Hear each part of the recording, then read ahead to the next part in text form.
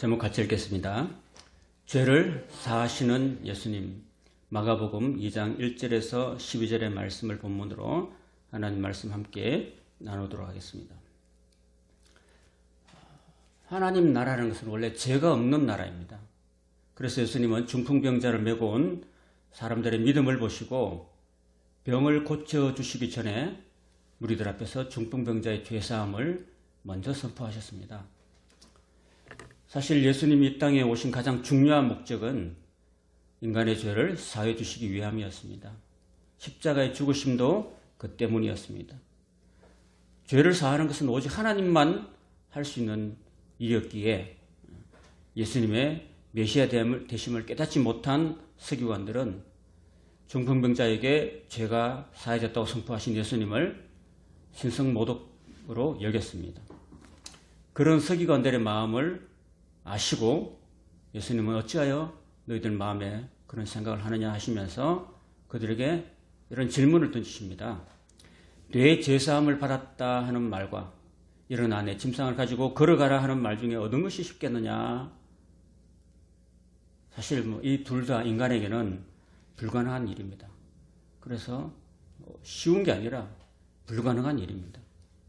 그런데 예수님은 병자를 향해서 일어나 내 침상을 가지고 집으로 가라고 명하셨고 그 사람이 예수님 말씀대로 정말 그렇게 일어나서 침상을 가지고 집으로 가는 그런 모습을 보고 사람들이 놀랐다는 것입니다. 바로 이런 인간이 불가능한 일을 행하시는 예수님입니다. 그 예수님이 바로 하나님이시다라는 것을 사람들 앞에서 친히 입증해 보이신 사건입니다. 그러나 서기관들은 눈앞에서 예수님의 하나님 되심을 목격하였음에도 불구하고 완악한 마음으로 예수님을 하나님으로 메시아로 인정하지 못했습니다.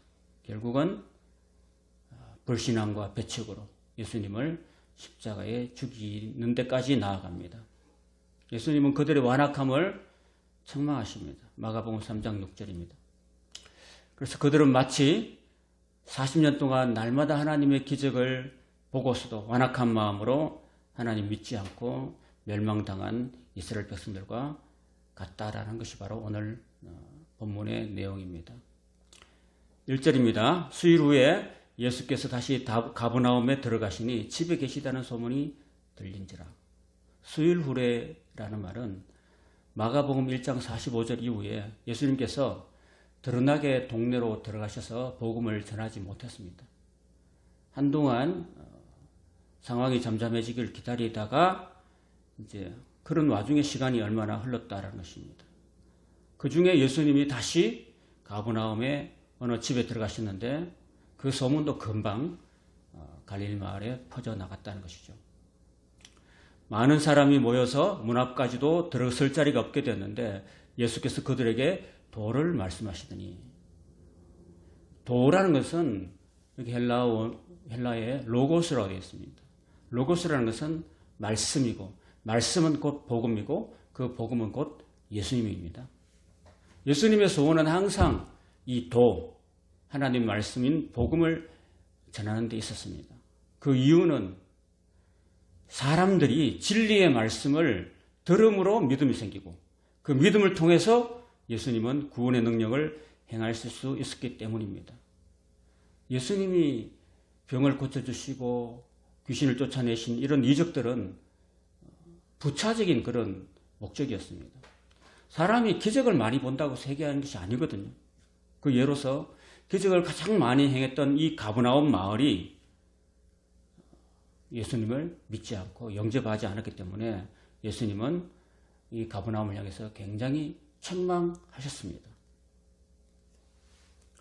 이 병고침과 또는 귀신을 쫓아내는 이런 이적들은 하나님 나라의 도래와는 관계 있지만은 그것이 주가 아니라 복음, 하나님의 말씀, 하나님 나라의 그 말씀을 확정시켜주는 그런 보조 역할일 뿐인 것입니다.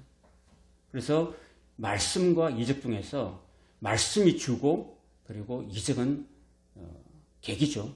주 계기 밖에서는 절대로 안 된다는 말씀입니다. 그런 면에서 마가복음을 기록한 목적이 뭐냐 하면은 바로 당시에 예수님의 말씀보다는 어떤 신비한 이적이나 기적을 추구하는 그런 이단들이, 그런 사이비 경향을 띤 그런 종교단체들이 당시에 많았기 때문에 그런 면을 경계하신 그런 목적이 있었다라는 것입니다. 가버나움 집에 모인 많은 사람들은 예수님의 말씀보다는 이적을 더 사모하지 않았는가 그런 생각이 들어요. 오늘날도 교회 안에서 하나님의 말씀보다도 신비한 은사주의가 더 성행하고 있다는 것을 우리가 주의해야 됩니다. 말씀 위에 우리의 신앙을 굳건히 세워 나가야 된다는 것입니다. 그 다음 3절부터 5절에 있는 이야기를 보면 여기에 대한 오해가 많습니다. 본문에 나타나는 중풍병자와 내 친구가 그들이 주인공이라고 많이 오해되고 있는 그런 구절입니다. 예수님께서 그들을 칭찬해 주시거나 그들의 행위에 감동하지 않으셔요. 3절에 나오는 주어는 사람들이에요. 사람들이 이 중풍병자가 예수님을 만나야 된다고 생각했고 5절에서 예수님은 그들의 행위가 아니라 믿음을 보시고 죄사함을 선포하셨다는 겁니다. 이런 3절에서 5절에 나오는 이 말씀들을 통해서 보면은 인간의 어떤 노력과 행위가 중요한 것이 아니라는 거예요. 그래서 이 4명의 중풍병자를 메고 온 그들의 그런 행위보다는 이 본문의 주인공은 중풍병자나 내 친구가 아니라 바로 예수님이라는 사실이에요. 예수님이 사람들 앞에서 자신이 죄를 사하는 권세를 가지신 하나님이라는 것을 복음서 전체에서 처음으로 입증해 주시는 그런 내용이라는 것입니다. 3절 사람들이 한 중풍병자를 4사람에게 메워가지고 예수께로 올세 무리들 때문에 예수께 데려갈 수 없으므로 그 계신 곳에 지붕을 뜯어 구멍을 내고 중풍병자가 누운 상을 달아내렸다 그랬습니다. 그리고 이게 이스라엘의 가옥 구조를 보면요, 천정인데 이렇게 우리나라 옛날 초가집처럼 이렇게 대들보 이렇게 대고 그 다음에 가로 세로로 이제 나무들을 대고 그 다음에 그 틈 사이에 나뭇가지라든지 볏짚 같은 걸 넣고 그 위에 진흙을 덮어요. 자, 이런 구조로 되었기 때문에 우리나라의 어떤 기와 지붕이나 또는 콘크리트 지붕처럼 이렇게 생각하면 안 됩니다. 그래서 이거를 수시로 이렇게 흙을 걷어내고 그리고 나뭇가지나 벼틀을 걷어내고 이렇게 밑과 뚫려 있는 구조, 뜯어낼 수 있는 그런 구조라는 것을 생각해야 됩니다. 이 그림 보시면은 이렇게 할 수 있는 거예요. 우리나라 그 가옥 구조와 비교하면은 이걸 할 수 없는 부분이지만은 이스라엘 가족 구조는 이렇게 뜯어낼 수 있는 구조라는 것을 우리가 아셔야 돼요. 그리고 밑에 사람들이 막 여기 보면 소란을 치거나 과음 쳤다는 얘기 없죠. 그냥 흙을 걷어내고 그 다음에 나뭇가지와 짚을 걷어내고 그 다음에 그 사이에 구멍을 열어서 환자들을 내려올 수 있는 그런 구조였다는 겁니다. 자, 이런 그 이스라엘 가옥 구조를 이해하시고 그 다음에 본문을 보시면 더 잘 알 수 있습니다. 무리들 때문에 예수께 데려갈 수 없으므로 그 계신 곳에 지붕을 뜯었다는 것도 있을 수 있는 이야기고 구멍을 낸 것도 있을 수 있는 이야기고요. 그 다음에 그 구멍 사이로 중풍병자가 누운 상을 달아내릴 수 있었던 그런 상황이었습니다. 중풍병자를 지붕으로 데려가가지고 지붕을 뜯어서 구멍을 내고 중풍병자를 달아내리는 것은요, 4사람이 달아내리는데 한 사람이 더 실수하면은 거기 누워있는 환자가 떨어지겠죠. 4사람의 손발이 맞아야 되는 거죠. 한 사람도 졸거나 뭐 딴짓하거나 실수하면 이 사람이 중풍병자로 고침받기 전에 땅에 떨어져 죽을 수도 있는 상황이었어요. 그래서 우리가 어떤 일을 할 때는 어떤 협력이 참 중요하다는 생각을 합니다. 나 하나쯤이야 하는 이런 마음 자세는요, 공동체를 무너뜨리는 그런 위험한 발상입니다. 뭐 코로나 시대 때 나 하나쯤 이렇게 생각하면 안 되는 거죠. 한 사람이 미치는 영향이 굉장히 크다는 것을 우리가 알아야 됩니다. 이 어려울 때 교회 공동체 안에서도 목회자와 성도들이 한 마음 한 뜻으로 서로 협력하고 또 도와나가야지, 힘을 합쳐야지만이 하나님 나라가 또 교회가 바로 설 수 있을 줄로 믿습니다. 예수께서 그들의 믿음을 보시고 중풍병자에게 이르시되 작은 자야 내 죄사함을 받았느니라 하셨습니다. 그들의 믿음을 보셨다는 것입니다. 믿음이 예수님께서 죄 사해 주시는 그런 근거가 되었다라는 것입니다.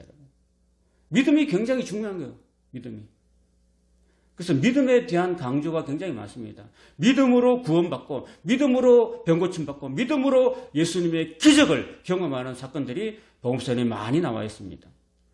마가복음 5장 34절, 예수께서 이르시되 따라 내 믿음이 너를 구원하였으니 평안히 가라. 내 병에서 놓여 건강할지어다.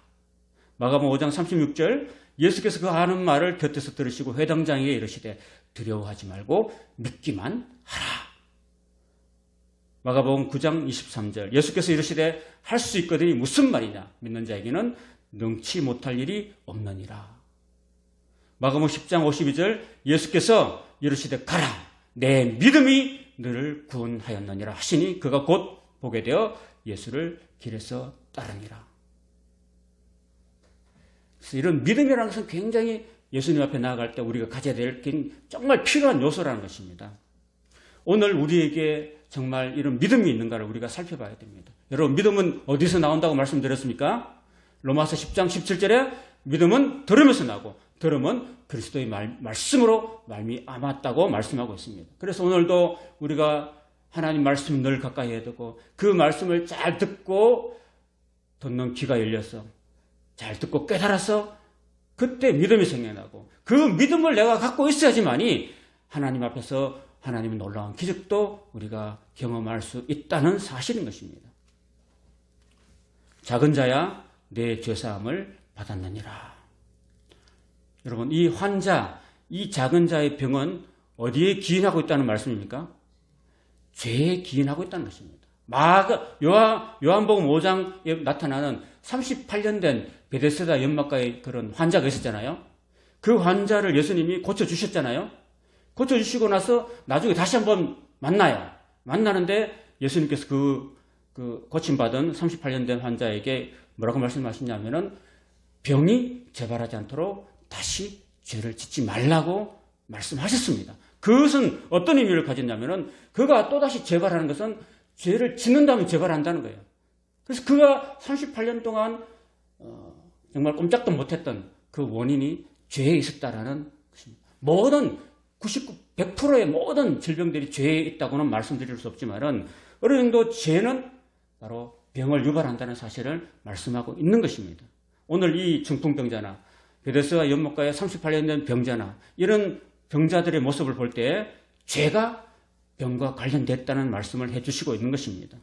그리고 예수님께서 작은 자야 내 죄사함을 받았다. 네가 용서함을 받았다고 선포하시는 이 예수님을 보십시오. 예수님 자신이 바로 그 사람의 죄를 사하고 용서하셨다는 말씀을 하고 계시는 거죠. 이 중풍병자의 죄, 38년 된 병자의 죄 또한 또 예수님이 십자가에서 피 흘려 죽으심으로써 죄사함의 은혜를 베풀어 주셨다라는 말씀을 하고 계시는 겁니다. 6절, 어떤 서기관들이 거기 앉아서 마음에 생각하기를. 그러니까 예수님께서 그 소자를 향해서 소자야 내 죄사함을 받았다 하는 말을 들었거든요. 그 말을 듣고 난 다음에 어떤 서기관들이 이제 마음에 생각을 하는 거예요. 이 어떤 서기관들은 누구냐 하면은 예수님의 소문을 듣고서 예수님이 어떻게 자기들의 율법을 지키는지 안 지키는지 조사하기 위해서 예루살렘에서부터 내려온 그런 사람들이었어요. 어떤 역할을 했냐면은 예수님을 감시하고 예수님을 조사하는 그런 역할을 맡았던 이런 율법사들이었습니다. 이들은요, 처음부터 율법의 본질보다는 율법의 형식에 치우친 자기들만의 그릇된 시각에서 예수님을 바라보고 판단했기 때문에 예수님이 비록 율법의 본질인 사랑에 근거해가지고 모든 말씀을 하시고 기적을 행하시고 병자를 고쳐주셨지만은 이 서기관들, 이 예루살렘에서 내려온 이 율법학자들의 눈에는 예수님의 모든 은행들이 다 부정적으로만 보였다는 겁니다. 그리고 그 완악한 마음, 닫혀진 마음 때문에 결국은 예수님을 끝까지 믿지 못했어요. 그리고 대책하고 예수님을 죽이는 데까지 나아갔다는 것입니다. 여러분, 우리가 아무리 대장이라도 색안경을 끼면은 다 캄캄해 보이는 거잖아요. 그처럼 우리는 마음에 어떤 색안경을 끼고 있다면요, 잘못된 색안경을 끼고 있다면은 우리가 똑바른 현실을 볼 수가 없다는 겁니다. 피사의 사탑을 한번 보십시오. 피사의 사탑은 좀 기울어져 있죠. 이탈리아에 있는 이 탑인데 여러분이 봐도 삐뚤어졌죠. 근데 피사의 사탑 자기는 자기 똑바로 서 있다고 생각하겠죠. 그럼 자기가 똑바로 이렇게 있으면, 똑바로 서 있으면 다른 모든 사람들은 삐뚤게 서 있는 거겠죠. 자기가 삐뚤게 서 있기 때문에 모든 것들이 다 똑바로 서 있는 건물도 다 삐뚤게 보이는 거죠.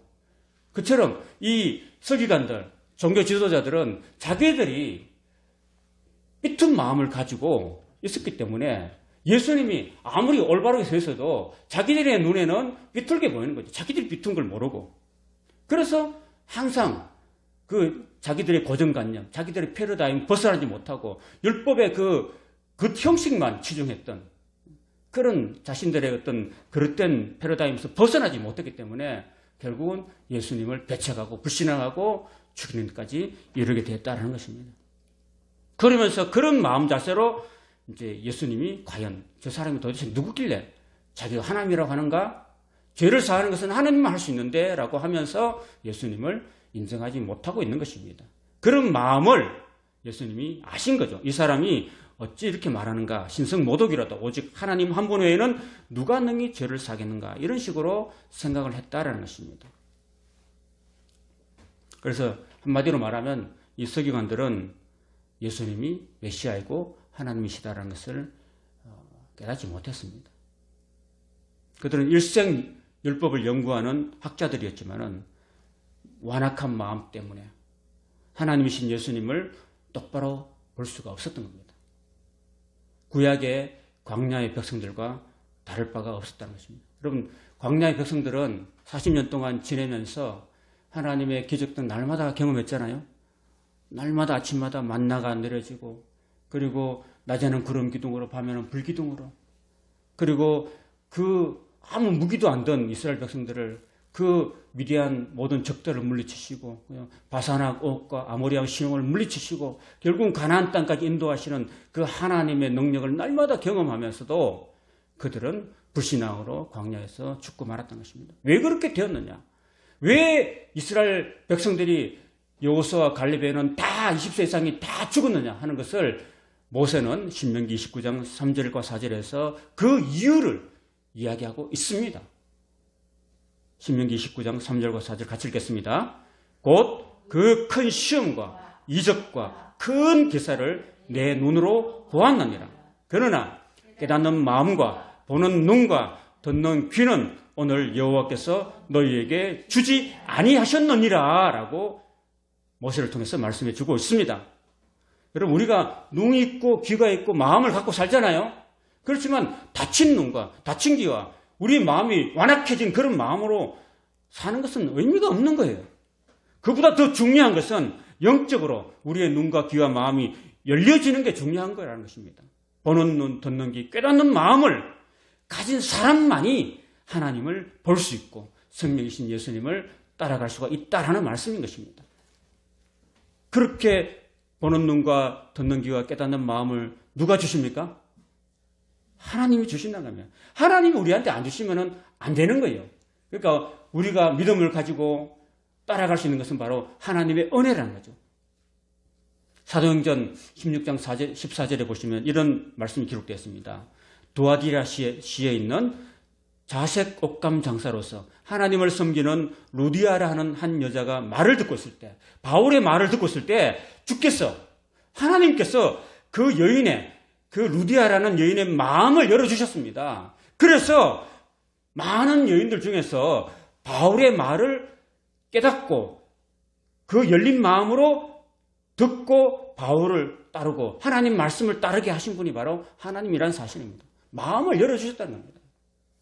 오늘 시간에도 하나님 말씀을 우리가 듣는데 하나님께서 이 두아디아에 있는 자주장사 루디아의 마음을 열어서 하나님 말씀을 청종하게 하신 것처럼 오늘 하나님께서 우리에게 동일하게 마음을 열으셔 하나님 말씀을 청종하고 따를 수 있는 은혜가 있기를 축복합니다. 8절입니다. 그들이 속으로 이렇게 생각하는 줄을 예수께서 곧 중심에 아시고 이러시되 어찌하여 이것을 마음에 생각하느냐? 어찌하여 너희들의 마음이 완악해가지고 굳어 있느냐? 왜 의심하느냐? 이렇게 예수님이 물어보시는 거죠. 여러분, 예수님은요, 중심에 아셨다 그랬는데 예수님은 신적 능력을 가지고 계신 분이잖아요. 그래서 우리 마음의 속까지, 사람의 속에 있는 마음까지도 다 아시는 거죠. 그들이 속으로 생각하는 것도 우리 예수님은 아신다는 말씀이죠. 예수님은 오늘도 우리의 마음을 유리거울처럼 들여다보시고 계신 것입니다. 여러분, 우리는 어떤 마음을 가져야 됩니까? 열린 마음을 가져야 됩니다. 서기관들처럼 완악한 마음으로 닫힌 마음을 갖고 있으면 안 되는 거죠. 왜 너는 마음이 닫혀 있느냐? 왜 너희는 마음이 이렇게 완악해져 있는가? 들과 같이 딱딱했느냐? 왜 의심하느냐? 왜 믿지 않느냐? 이렇게 오늘 우리를 향해서 예수님께서 말씀하시는 거죠. 잠언 4장 23절에 보면 무릇 지킬 만한 것보다도 내 마음을 지켜라. 생명의 근원이 이에서 남이니라고 말씀하십니다. 9절 중풍병자에게 내 죄사함을 받았느니라 하는 말과 일어나 내 상을 가지고 걸어가라 하는 말 중에서 어느 것이 쉽겠느냐고 말씀하십니다. 여러분, 얻은 게 쉬울까요? 중풍병자에게 죄사함을 받았다 하는 말이 쉬워요? 일어나 내 상을 가지고 걸어가라 하는 말이 쉬워요? 어느 게 쉬워요? 1번이 쉬워요? 2번이 쉬워요? 1번이 쉬워요? 죄사함을 받았다 하는 말은 말은 쉽죠? 근데 아까 서기관들이 뭐라고 했어요? 죄사함을 받았다고 하는 말은 누가 할 수 있는 거라고 했어요? 하나님이 할 수 있는 거니까 인간이 할 수 없는 거죠. 인간이 할 수 없는 거니까 쉬워요? 어려워요? 어려운 게 아니고 불가능한 거죠. 그 다음에 일어나 내 상을 가지고 가라. 이거 쉬워요? 그 사람 들고 갈까요? 과연? 그 예수님 빼고 누가 나와가지고 그 예수님 말씀 들을 때 누가 나와가지고 그 중풍병자 누워 있잖아요. 천장 뚫고 내려가가지고 이렇게 누워 있는 환자들에게 예수님 말고 다른 사람이 뭐 예를 들어서 베드로가 일어나 내 상을 가지고 걸어가라. 그러면 이 사람이 걸어갈까요? 안 되는 거죠, 그죠? 인간은 둘 다 불가능한. 그러니까 결국은 정답은 뭐냐면 어느 게 쉽겠냐? 둘 다 불가능하다. 둘 다 안 된다는 말씀인 겁니다. 그런데 예수님은 이런 질문을 하시는 이유가 뭘까요? 안 된다는 거죠, 그죠? 안 된다. 그러면서 뭘 증명하시겠어요?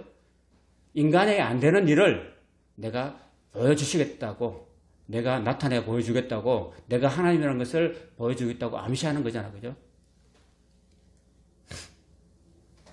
그러나 인자가 땅에서 죄를 사하는 권세가 있는 줄을 너희로 알게 하려 하노라.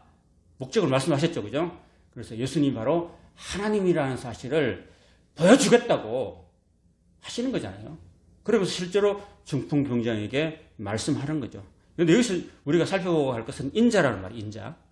인자라는 것은요, 이제 여기 처음 나오잖아요.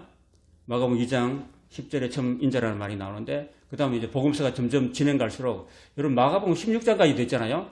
그럼 8장까지가 전반부고, 이제 7장까지가 전반부고, 8장까지 전반부고, 8장 이후로 또 후반부인데, 8장 이후부터 보면은요, 인자란 말을, 이제 십자가 이제 가까워질수록, 이제 인자란 말을 계속 말씀 많이 하세요. 지금은 한두 번밖에 안 하는데, 나중에는 8번, 9번 이렇게 합니다.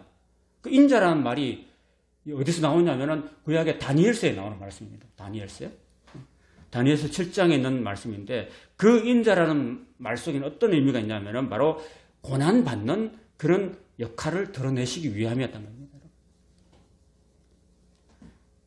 이 인자란 말을 쓰신 이유가 뭐냐면, 당시에 이스라엘 모든 백성들, 그리고 제자들을 포함한 모든 사람들, 유대인들은 메시아에 대해서 어떤 의식을 가졌냐면은, 메시아는 우리나라를, 이 이스라엘 나라를 오랫동안 남의 나라 식민지에 있었던 이 나라를 강력한 메시아가 등장해가지고 정치적이고 군사적인 그런 메시아가 등장해가지고 로마의 압제로부터 해방시키고 나라를 독립시키고 부강한 나라로 세계 1등 민족으로 만들어주는 그런 메시아를 모든 사람들이, 모든 유대인들이 기대했다는 것입니다. 그런데 예수님은 그게 아니잖아요. 그거였다면 예수님께서 자기의 하늘에 있는 12영을 더 보태가지고 로마 군대들을 쫓아낼 수도 있었던 거죠. 근데 예수님의 나라는 그게 아니었다는 거죠. 그런 오해를, 백성들이 가지고 있는 그런 오해를 불식시키기 위해서 그때 당시에 메시아라는 개념을 안 쓰고 인자라는, 구약의 다니엘에서 예언한 그런 인자라는 개념을 통한 자신의 메시아성을 드러내려고 그렇게 인자라는 단어를 썼다는 것을 우리가 알아야 됩니다. 다니엘서 7장에 있는 말씀을 몇 가지 보겠습니다.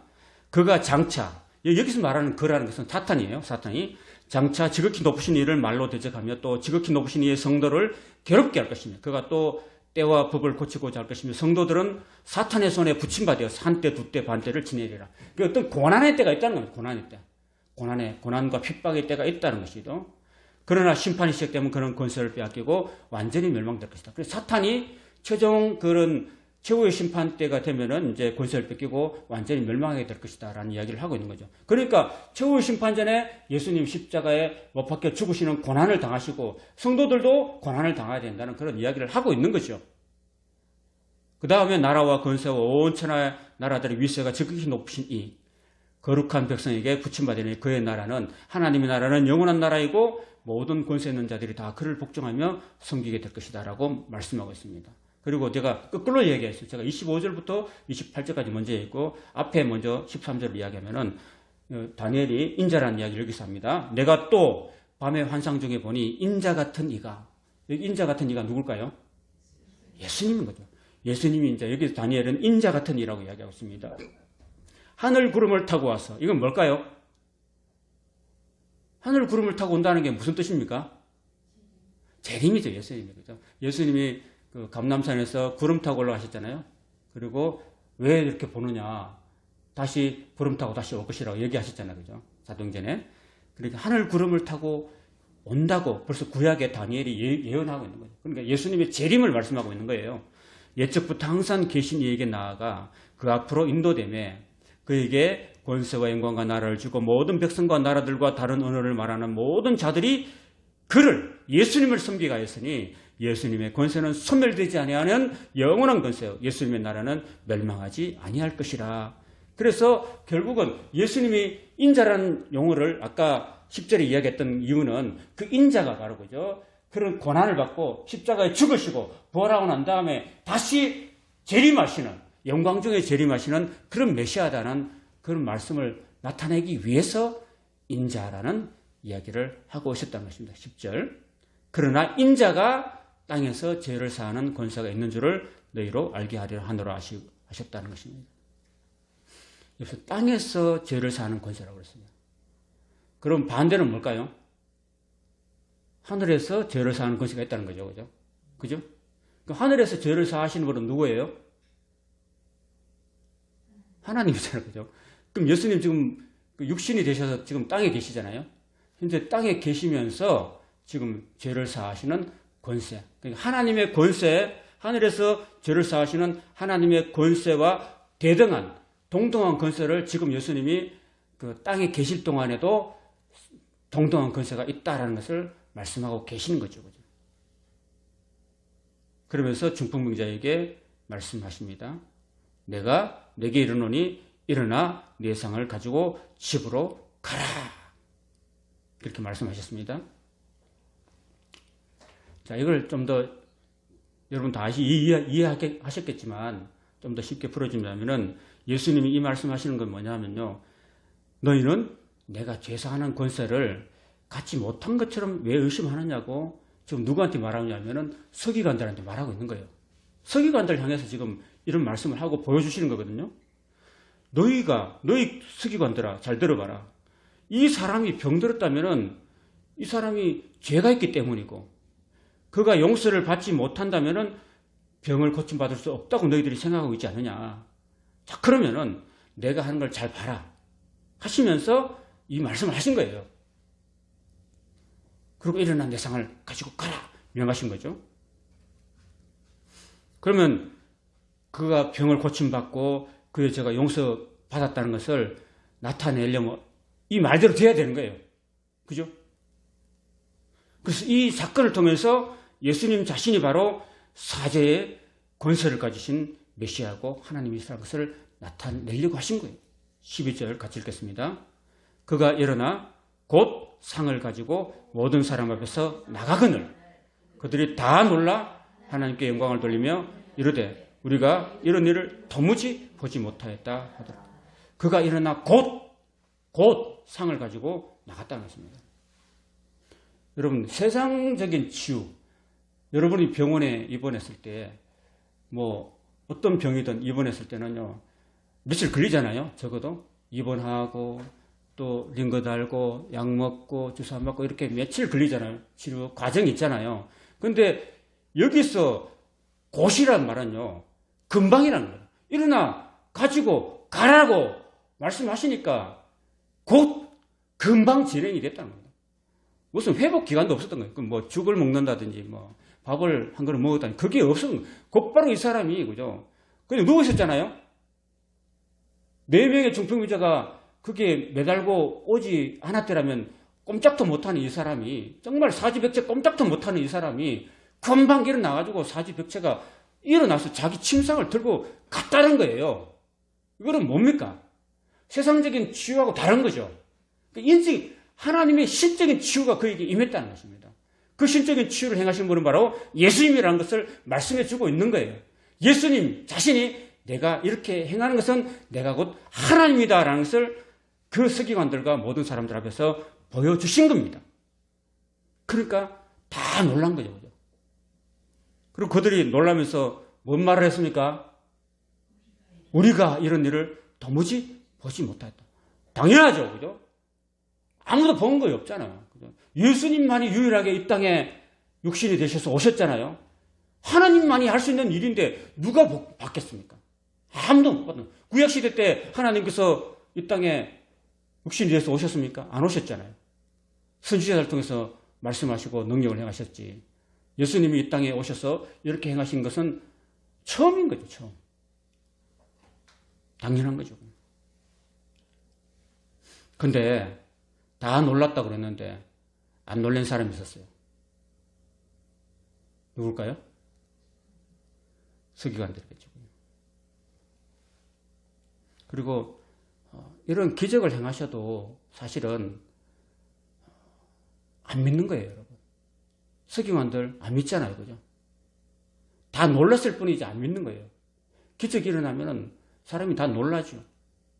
그러나 믿지는 않아요.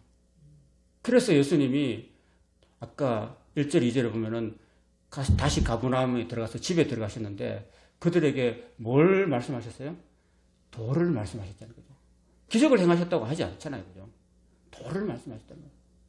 사람들은 예수님한테 기적을 바라보고 나아왔지만은 예수님은 그들에게 기적을 행하는 것보다도 도를 먼저 말씀하셨다는 사실이에요.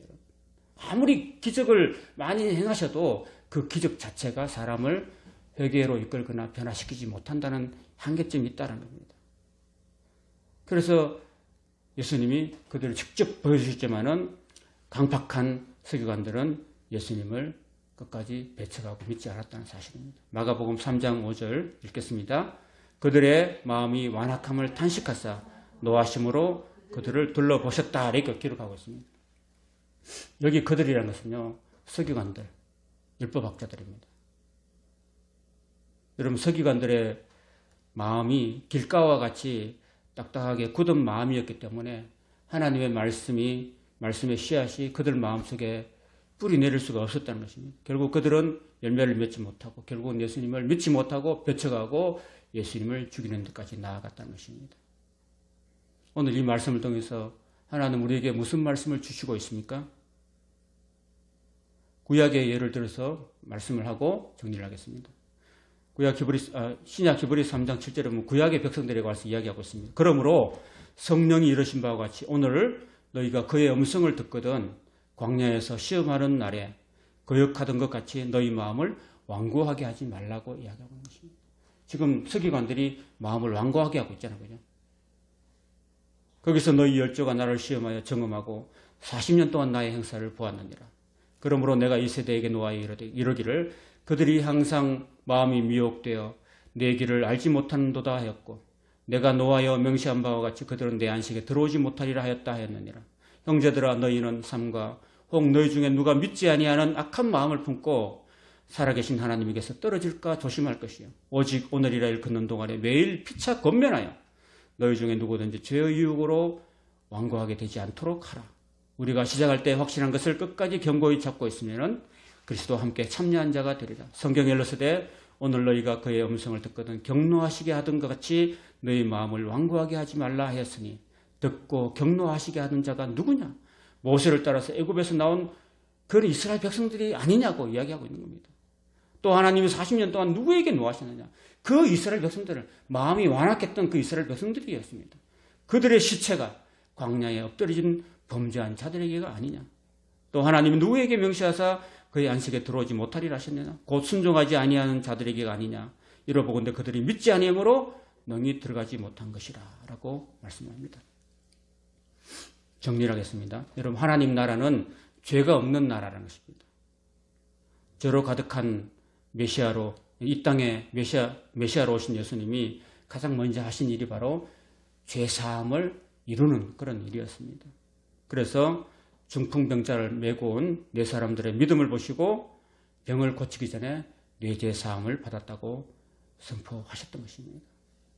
예수님이 이 땅에 오신 가장 중요한 목적은 바로 인간의 죄를 사해 주시기 위함이었습니다.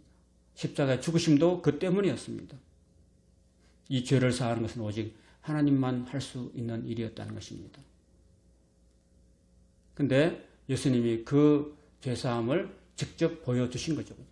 그런데 중요한 것은 이 죄사함의 모습을 중풍병자를 이렇게 고치시는 것을 직접 보여주셨음에도 불구하고 서기관들은 그들의 마음의 완악함으로 예수님을 끝까지 믿지 않았고 불신하고 배척했다는 그런 사실을 오늘 말씀을 통해서 보여주시고 있습니다.